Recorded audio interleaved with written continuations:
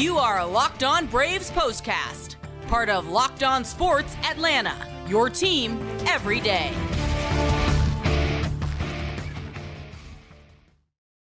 And hello and welcome into the Braves POSTCAST, part of the Locked On Podcast Network. Grant McAuley, Jake Mastroianni. After a long weekend and a long road trip out west for the Braves, in which they are bringing home just one win in 6 tries, a 5-1 loss to the Dodgers on Sunday, and that capped what was a very frustrating week of baseball for the Braves, who will come home, enjoy an off day, if that's the word for it, and then try to get themselves back on track on Tuesday against the Boston Red Sox. We'll talk a little bit about that. But first, we have the rather unpleasant news upon us to go through and to try to figure out what in the world has gone wrong for the Atlanta Braves, particularly at the plate. We'll get into all of that right here on the Braves POSTCAST. As always, make sure you hit that thumbs up button right down there and subscribe to Locked On Sports Atlanta here on YouTube. Make sure you subscribe to Locked On Braves wherever you get your podcast. And today's episode brought to you by eBay Motors. With eBay Guaranteed Fit, your part is guaranteed to fit your ride or your money back. Keep your ride or die alive with ebaymotors.com. Eligible items only. Exclusions apply. U.S. customers only. Jake, I don't know what's going on with the Braves at the plate. I'm not sure the Braves know what's going on with the Braves at the plate, but that's something that's going to have to change pretty soon because it's hard to win if you can't outscore your opponent. Yeah, it's really tough in a game where Max Fried didn't pitch his best, but you feel like he gave the team at least a chance to win, but not with the way the offense is right now. You give it more than 2 or 3 runs and really hard for them to get a win. Yeah, no, it has been, and it's been that way for about a week and a half now for this Atlanta lineup, particularly in this run of 3 consecutive series against first-place teams. They got just enough against the Cleveland Guardians to win 2 out of 3. They honestly could have taken 2 out of 3, and we're in every game in Seattle. They got to Los Angeles. That was kind of the same story in Game 1. The last 2, not so much, particularly Saturdays. The Dodgers won walking away, and on Sunday, once again, the Braves fell behind early, and they could not find the runs to overcome what was a pretty big showing by Shohei Ohtani and company at Dodger Stadium. Yeah, it's a tough one on Sunday. This was the game that you kind of looked to with Max Fried on the mound. And again, as I said, we were talking beforehand, I thought he pitched okay, but you got to pretty much be perfect right now against this with the way the offense is. And when Max Fried gave up a 2-run homer in the first inning, you knew the Braves had their work cut out for him. He managed to settle down and pitch a pretty good game that I know we'll get into, but yeah, the last 2 games haven't been a lot of fun. Look, you kind of could have seen Saturday coming a little bit, although you hope it wouldn't be as bad as it ended up being. But with Glass now on the mound against Bryce Elder, it's just not a great matchup for the Braves. But Sunday was the one where you look to with Max Fried on the mound going against the Dodgers' worst starter in James Paxton. You thought it would be an opportunity for the offense to get going. Max Fried pitched well enough, and I thought he did pitch well enough for the Braves to win this game, or at least be in it. And at the end, it's a 5-1 game. It really wasn't ever that close. Yeah, it wasn't that close, but then again, it wasn't the far cry, as you mentioned, like Saturday was. You just hope that you're in it to where, maybe a crooked number here or there, and all of a sudden you can make it a ball game if you pick up a couple of runs here or there. But the Braves picking up a couple of runs in an inning, especially doing it twice in a game, that's just been easier said than done of late. And that's a really strange thing, Jake. And I talked about this a lot on my show in Atlanta on 92.9 The Game on Sunday as well, and you can get it wherever you get your podcast. Just search for From the Diamond there. Shameless plugging aside, I mean, this is a Braves team that as I went into the year and thought, okay, what are the things that may not work for Atlanta, or what things might they have to overcome? Number 1 on my list was always health. What might that do to the pitching staff? Will they be able to overcome injuries like they have the last couple of years? But I never in my wildest dreams thought, okay, this is a club that's going to stop hitting home runs. They're going to quit scoring runs in bunches, and it's going to go on for more than a couple of games or a series. This has been quite a strange turn of events, I think, for this Braves offense, and one that it kind of leaves you scratching your head a little bit because it's not like they changed the cast of this show. No, they didn't, and it's very similar to the postseason. I think going into the postseason last year, everybody would have said, worried about the starting rotation. Yep. Can the bullpen hold up? Nobody was questioning this offense, and it kind of fell flat. And it's similar going into this season. Nobody really questioned the offense, many thinking it could come back and be one of the best offenses, not just in baseball, but in the history of the game, like they were last year. And it is still early. We have to continually remind ourselves that, even though it's pretty frustrating when you're in the middle of it and watching it. But it hasn't been that to this point outside of the first couple of weeks of the season. And it just hasn't been that offense. And I think what the frustrating part of it, and we talk about it on here all the time, I always say, it's an offense that is relentless. It seems like 9 innings. They're continually threatening. They may not come up with the big hit every inning, but you give them enough opportunities through 9 innings, and they're usually going to put up a crooked number. First of all, they're just not giving you many chances. There are many 1, 2, 3 innings. There are just many innings right now where it's just lifeless. There is no pressure being put on the other team. And then they're also just not getting that crooked number. Even when they are hitting home runs right now, which are few and far between, they're solo shots. So it is just very frustrating, I know, as a fan, to see an offense as talented as this is, an offense that we're used to being able to slug their way to wins. And it's just not happening right now. And look, there's a lot of balls hit on Sunday that were very close. I know Matt Olson was close hitting to a couple of home runs, and I don't know exactly what the answer is. Again, I'm sure the Braves, they might not know right now, but it is frustrating to watch all of these balls just kind of dying at the warning track. I don't believe it's anything to do with the baseballs. Dodgers didn't seem to have any problem hitting balls out of the ballpark at very high velocities and long distances, but either way, this team has got to figure it out, because it is not the offense that we're used to that is just constantly attacking the opposing pitcher inning after inning. We're just not seeing that type of competitive at-bats, competitive innings from this offense right now. No, you're really not, and there's no two ways about it. And we don't have to pull out our tinfoil hats and get into what may or may not be happening for them, but you're right about the overall quality of the at-bats.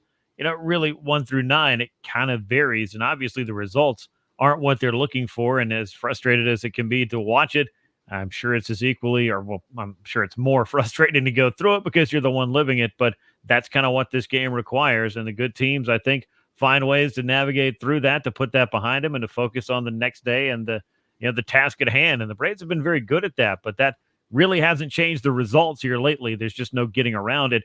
Braves offense, after this 5-1 defeat to the Los Angeles Dodgers and dropping 5 out of 6 on this on this road trip, it kind of wipes out the really good homestand that they just had where they went 7-2, as it just kind of pushes them back toward the pack. And as a matter of fact, they went from having the best record in baseball on this trip to being in second place in their own division. And Jake, that's not a place they've spent a lot of time in any given season, particularly lately. It's going to be interesting to see how they bounce back from that. But to put a bow on some of what we talked about with the offense and just how much of a struggle it's been, last 9 games, they've averaged 2.88 runs per game. Jake, that is a very narrow margin of error for the Braves pitching staff, and I think that's a little bit of what we saw today. As you mentioned, Fried gives up a home run early. You think, okay, well, there's your one mistake. Make another one later, and it feels like that hole is maybe a little deeper than it is in all actuality if this offense was actually clicking. Yeah, and that's just a tough place to be in for this Braves team. Look, I never give up on this offense. Generally, when we're watching this team, no deficit in my mind do I really think they're out of it, and I still don't think that. I still thought they could come back on Sunday and win that game. They get a couple of runners on, had maybe a little bit of a chance late. If Adam Duvall gets that walk, you would have brought the tying run to the plate. But it's not there right now. And fortunately, over this stretch, the pitching has been good enough for them to get some wins throughout this stretch. And again, I know Max Fried, gave up 4 runs on the day. I thought he, pitched a little bit better than that, made a couple of mistakes. One to Ohtani, who was just otherworldly right now, on fire.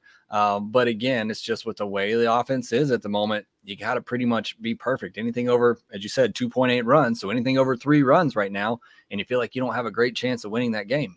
Yeah, you really have to kind of wonder, like, when's it going to turn? And I think I look at this road trip, I mean, not so much about, okay, well, you lost on Sunday that finished off a sweep. You got, blasted on Saturday 11-2. You were never really in that game. But, Jake, the first 4 games of the road trip, they had a chance. They got walked off in the first one in Seattle. Then they lost by 1 run the next day. Then they come out and grab a win. Had a chance. I felt like a winnable game on Friday if they were able to, finish it off and not have it go into extra innings in the way that it did. Then the Dodgers were able to go ahead and produce and get through it. And Shohei Ohtani's name got called a lot in this series. But, Jake, the 1-run losses, that makes it, I think, even more frustrating because it does point out 2 things. Number one, the offense has not really been up to the task of, getting the crooked number that we've been talking about at the beginning. And like you said, the pitching is doing everything it can to keep the Braves in these games.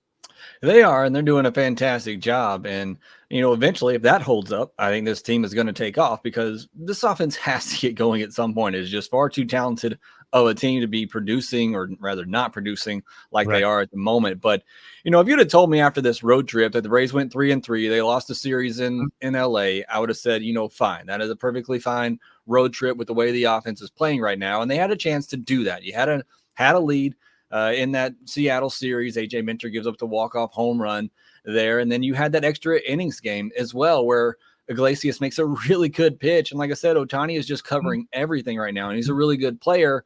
But when, the margin is so slim right now because your offense isn't producing and other teams are coming up with those big plays, they're coming up with those big hits, and the Braves just aren't right now. And it's not a place that we're used to seeing this Braves team the past couple of seasons, especially this offense. But it is just frustrating. But again, they had chances to win some of these games, and I would have taken a 3-3 road trip. But to only, to get swept by the Dodgers, only get one win on the road, it's really, really tough. Yeah, especially when you feel like, again, to my point, and I'm sure to your point, and to a point of a lot of people that are watching it, there were some games that were out there for the taking that were winnable games, and they just weren't able to get enough to get those things done, to close the door in some cases, or to give themselves a little bit more breathing room in order to, do the things that we expect this Braves offense to do. Now, there is a lot of baseball left. I'll talk a little bit later on about how May doesn't necessarily go the Braves' way, but man, June has been awfully nice. But we've got just over 3.5 weeks left in May. So we're going to have to get comfortable here for a little while. Hopefully, though, the Braves will start making opposing pitchers uncomfortable again. And that is as far as I can segue with that one. When we come back, we will talk a little bit more about what is going on with the Braves pitching staff, what Max Fried was doing on Sunday, and we'll get into a little bit of the signs that we saw maybe at the plate for at least a couple of key Braves hitters. And we'll do that as the Braves postcast continues.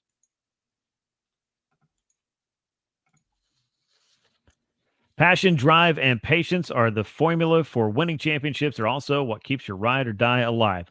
eBay Motors has everything you need to maintain your vehicle and level it up to peak performance. Superchargers, roof racks, exhaust kits, LED headlights, and more. Whether you're into speed, power, or style, eBay Motors has you covered. With over 122 million parts, you'll always find exactly what you're looking for. And with eBay Guaranteed Fit, your part is guaranteed to fit your ride every time or your money back. Because with eBay Motors, you are burning rubber, not cash. With all the parts you need at the prices you want, it's easy to make your car the MVP and bring home those huge wins. It's ebaymotors.com. Eligible items only. Exclusions apply. eBay Guaranteed Fit, available only in the U.S.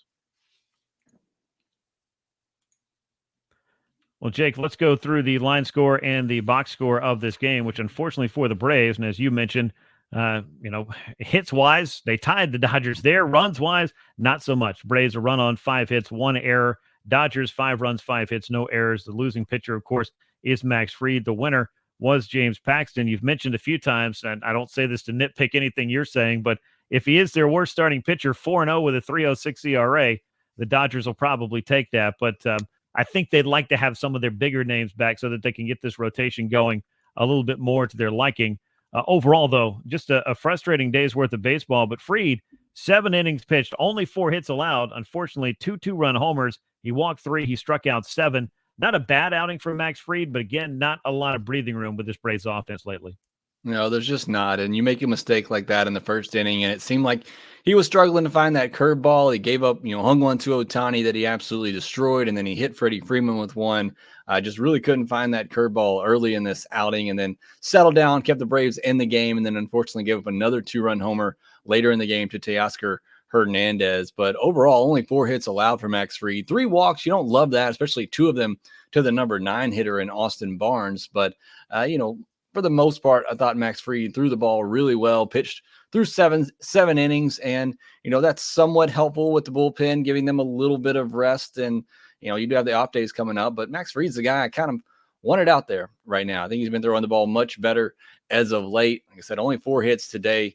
Not a lot of hard contact is typical for Max Fried, but just a couple of big mistakes. But again, you can't do that right now with the way this offense is. You got to be able to pitch perfectly, or at least give up 2 runs or less. I mean, that seems to be the bar right now. But overall, I'm happy with Max Fried. I'm happy with what we're seeing from him the last couple of starts, and this one included. I think we're getting that Max Fried back. This wasn't his best start, obviously, but this is a start that traditionally, normally when the offense is going the way that it is, it's a start that's going to give them a chance to win the game. Yeah, and if a tough start is 7 innings and 4 runs, I mean, Right. you can sign me up for, 8 or 10 of those a year if that's what the bad times are for a guy like Max Fried. He's certainly capable of more. He's had a lot of success in his career against Los Angeles, and again, he didn't really pitch all that poorly, but he did make a couple of mistakes, and as much as you want to maybe have Max Fried be the one who can overcorrect for what's not happening at the plate, there's only so much the pitcher can control, and I certainly don't feel like spending a lot of time worrying about what's not happening with your offense is going to positively affect your performance on the mound. And Max Fried's been around, I'm sure, long enough to try to put those things aside and, do the job and handle the task at hand, to use that phrase again. But again, as we've said, not much help from the offense in this one. There are some signs of life, I felt like, in this series from Ronald Acuna Jr. and Austin Riley in particular. Not so much on Sunday, but Jake, with what we saw, at least from Ronald, it seems like he may be starting to figure a couple of things out. And if he can get going, I think, as we all know, that's a guy that could ignite this Braves offense. And if it gets ignited, once that fuse is lit and burning, it could burn for a while. Certainly felt very confident in that after Saturday. He had his first 3-hit game of the year. He had 3 straight games with multiple hits and looked like he was turning a corner. And then he was missing 92, 93, 94 mile per hour fastballs down the middle from James Paxton again. So hopefully, overall, it was a pretty good couple of games there for Ronald. You're looking for any type of signs for him turning things around. It was encouraging. We talked about it, the home run he hit on Friday night with a fastball up, something he's really been struggling with. But then again, struggled with those against Paxton on Sunday. But I like the swing he had on Saturday. I know I mentioned last time we talked the fact he's pulling the ball a lot, but he had a swing on Saturday. He drove one into the right field corner for a double there. Thought it was a beautiful swing, one of the better swings I've seen from him this year. So there are those signs for him. We talked about it for Riley. Again, tough day for him. Both those guys did take walks if you want to try to take some sort of silver linings out of it. And Riley had a hard hit ball, but he's had a lot of better swings here lately. And then Matt Olson, I kind of mentioned it earlier, batting under 200 now. He did get a hit today. No strikeouts, though. 2 hard hit balls. I feel like you can't say it's just all bad luck, but he certainly seems very unlucky right now at the plate. When he is making contact and making good contact, it's either going right to somebody or he's just off and just missing it. So again, just rough weekend for Matt Olson. Continues just his rough slide that he's had over the past couple of weeks. But again, for Acuna and Riley, as you mentioned, those guys definitely showed some signs of life that hopefully will pick up and continue. Yeah, it's been a pretty long run and challenging one at that for Matt Olson. He's batting 155 in his last 24 games. That's his homerless drought at this point, longest in a Braves uniform, I believe, longest of his career as well. He had an 18-gamer last year, if you can believe that, when he hit 54 home runs. He was kind of stuck, I think, on 44 for what felt like about 2.5, 3 weeks there. Last 17 games from Matt, though, 093, just 5 for his last 54. So not just the home runs, but the hits a little hard to come by. He does take his walks. He is hitting the ball hard. But again, there's only so many times you can say that before, if you're Matt Olson, I'm sure you want to start seeing some results, because he knows, as everyone does, when you're walking into a stadium and see a giant scoreboard with your batting average and it dips below 200, the later in the season it is, the more difficult that is to look at. Not that he should spend a lot of time staring at that, but it kind of, it's everywhere. It's staring you in the face. Everybody's aware of it. And Matt Olson has shown in the past, even when he goes through those long, cold spells, he is capable of figuring some things out. I felt like 2022 was probably the biggest example of that, Jake, in that second half when he really went on what felt like a 4 to 6 week just deep freeze. And then he broke out of it in late September and was one of the few Braves who was hitting that October. So he can figure it out. He can turn it on. And as we saw last year, even a homerless drought can't stop him from eventually getting to numbers that are a little bit more Matt Olson-like. Yeah, I mean, I know it's crazy to say, and fans don't want to hear it, but I'm not all that concerned with Matt Olson. I know it's been a really tough go of him, but I have to try to trust the underlying data a little bit, and the fact that he is still hitting the ball as hard as anyone. It's still 98th percentile in average X velocity, 98th percentile in hard hit percentage. He has expected batting average way above his actual at 257, and expected WOBA of 370. I mean, everything with the batted ball data tells you he has just been extremely unlucky to this point. And I got to feel like that's going to turn around at some point. You look at Sunday, 114 mile per hour single that he had. It was the hardest hit ball of the game. He also had 107 mile per hour ground out in this one. Again, the issue for me is not so much as making contact or how he's making contact. It's just the fact that he's not making enough of it. He's been striking out way too much. And then when he has made some good contact, just been some unfortunate results. So I am not all that concerned about Matt Olson. And as you said, there are certainly times that he could go through stretches like this. It doesn't help when the rest of the team is also going through stretches like this. But then there's also going to be times where he is just on fire, lighting it up, hitting those home runs. And for the Braves' sake, hopefully that comes sooner than later. Yeah, the Braves could certainly use it because some of the other hitters who were kind of keeping this thing afloat have had a lot of trouble getting base hits as well, particularly on this road trip. Just some guys that were not finding their way on. One, Marcell Ozuna had 2 hits on Sunday, including his 10th home run of the year.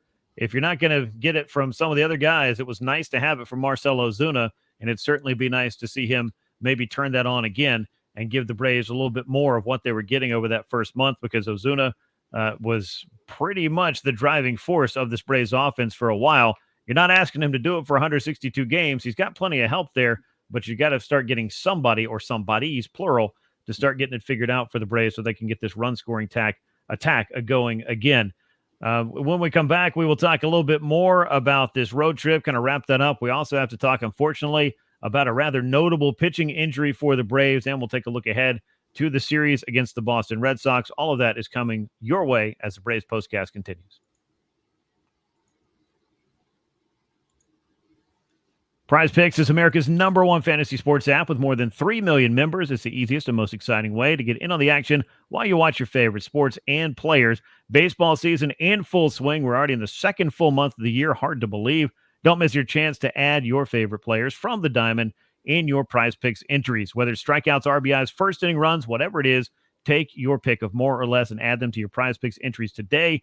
Download the app and use the code LOCKEDONMLB for a first deposit match of up to $100. That is the code LOCKEDONMLB in the Prize Picks app.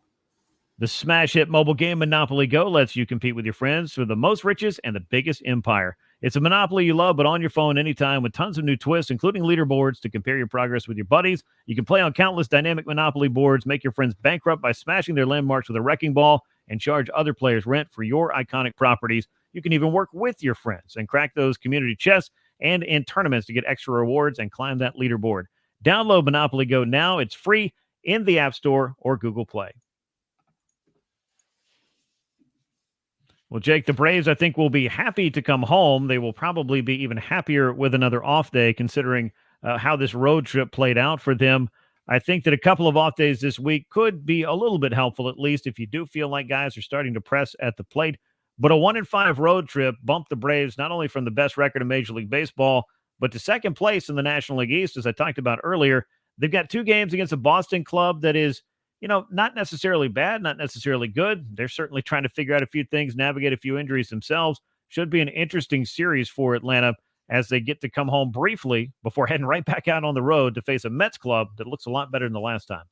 Yeah, the schedule doesn't get much easier for the Braves. Talk about this Boston club winning record, the best ERA in all of baseball for their pitching staff. That's not what you want to hear for an offense like the Braves that is struggling at the moment. It's going to be 4 straight opponents who are all in the top 10 in ERA in baseball right now. And that certainly is part of why the Braves offense is down a little bit right now. And it's also just the fact that they aren't swinging the bat well. They weren't swinging it when that run started. So it's going to be a tough task for this Braves team. It is just 2 games there. But that Boston Red Sox pitching has been really, really good this year and helped them to a winning record. And then you got the Mets, as you said, have been playing better. Then they got the Cubs, who are in the first place or tied for first place in the Central after taking down the Cubs. You got the Padres, who just traded for Luis Ariz and are playing better baseball. So the schedule doesn't get much easier for the Braves at the moment. So they're going to have to figure some things out and figure out that they are one of the better teams in baseball on paper and need to start playing like it on the field. So again, hopefully they can get back home, kind of regroup, got a couple of off days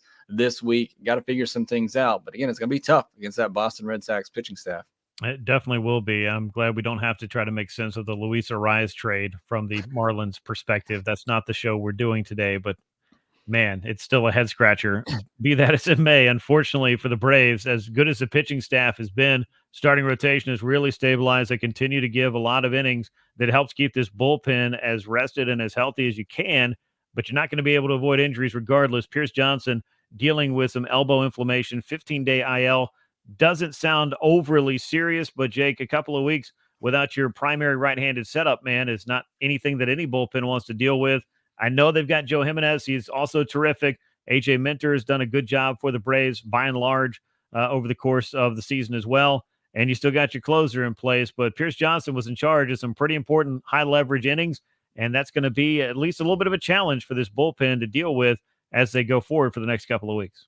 Yeah, somebody else is going to have to step up in kind of that middle innings role, or maybe when Minter or Jimenez is down, whether that's Dylan Lee, maybe it's Aaron Bummer, somebody like that. But the Braves do have the depth kind of to cover it, and it sounds like it's nothing major with Pierce Johnson. Sounds like he could be back after that 15-day stint or soon after, so that's great to hear. Just get him rested and make sure that it doesn't turn into anything long-term. But he's been a big part of this bullpen for sure, and it's going to be a big piece that they're going to miss for a little bit of time here, but so they got, enough arms to cover it, like I said, for a short period, and you're not going to avoid injuries the rest of the year. I know the Braves have kind of dealt with some big ones, obviously losing your ace, your number one starter, your opening day starter to begin the year. It's a tough blow, but hopefully it is nothing major for Pierce Johnson, who's just been absolutely fantastic since the Braves traded for him last July.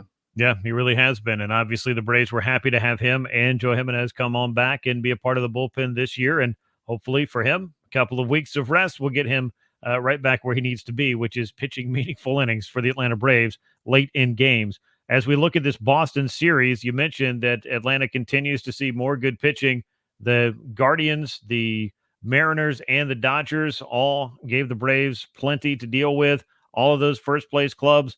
The Red Sox may not be a first-place team, but they are a competitive club with a really good pitching staff. So this is going to be a bit of a challenge. Reynaldo Lopez to the mound in Game 1, looking to get the Braves back in the win column and back on track in general. Maybe this stay at Truist Park will be kind to the Braves bats as well. But I think, again, no pun intended, all starts with what happens on the mound. Lopez 2-1 with a 1.50 ERA. But Cutter Crawford has been terrific for the Red Sox. He's also 2-1 with a 1.56. Jake, this is the first of the challenging pitchers that the Braves are going to see in this series, and it looks like perhaps Boston's best pitcher this year. Yeah, it's going to be a tough one in Cutter Crawford. Kind of a little bit of a weird release that he has, and but he is having a fantastic year right now for the Red Sox. You mentioned the ERA 1.56, the expected ERA 2.92, so obviously a little bit higher, but an expected batting average of 209, just not giving up a lot of hits. And like I said, it's a little bit of a weird release, and he's somebody has a really good cutter, four-seamer that he plays off of that, so 2 fastballs, but then mixes in the sweeper as well and gets some swings and misses. He'll mix in a split finger, so throws a lot at you. So going to be a very tough pitcher for the Braves. Doesn't give up a lot of ground balls, so maybe it's an opportunity for the Braves to get some balls in the air, hopefully get some home runs going. Hopefully the weather will be nice and warm here in Atlanta, get those bats going. But going to be a tough matchup for this team. And look, at this point, we're a week and a half, 2 weeks into it. It's no more just kind of talking about it. We need to see it. We need to see the change in approach from these hitters. We need to see them getting back to that team that is always on the attack. And we're just not seeing that over the last week and a half, 2 weeks. And again, it's going to be a tough challenge against a really good pitcher. But this offense, I'll continue to say it, when they're on and playing like they're capable, I got confidence against anybody that they're going up against. Yeah, I mean, you look at the names and it all makes sense, but you look at the results and it leaves you kind of wondering what exactly is going on and how can it be going so wrong for so many guys at one time, which seems to be the case at least over the last couple of weeks. The Braves were able to kind of win through it on the recent homestand, despite runs being a little bit harder to come by against Cleveland. They weren't so fortunate in Seattle. The Mariners able to eke out a couple of wins against them, take a series. And then, of course, the Los Angeles Dodgers, they just got done with I would say, a sweep that may have started as kind of a back and forth battle, but ended up being very much in the lopsided fashion in the Dodgers' favor. But again, it is the first week of May. The Braves have some time to figure this whole thing out, and they're going to have to forget about that series in Los Angeles and play the Boston Red Sox. It starts on Tuesday night, 7:20 p.m. Eastern Time, first pitch at Truist Park. Reynaldo Lopez and Cutter Crawford are the probable pitchers in Game 1 of that quick 2-game set. That brings us to the end of this edition of the Braves Postcast. Make sure you subscribe to Locked On Sports Atlanta on YouTube. Leave us those likes and comments. Share the show with a friend. And subscribe to Locked On Braves wherever you get your podcasts. Once again, the Braves on the wrong side of a 5-1 score, swept away by the Los Angeles Dodgers, and going 1-5 on the road trip. They'll try to get back on track against Boston on Tuesday. We look forward to catching you later this week right here on the Braves Postcast. For Jake Mastroianni, I'm Grant McAuley. And until next time, so long, everyone.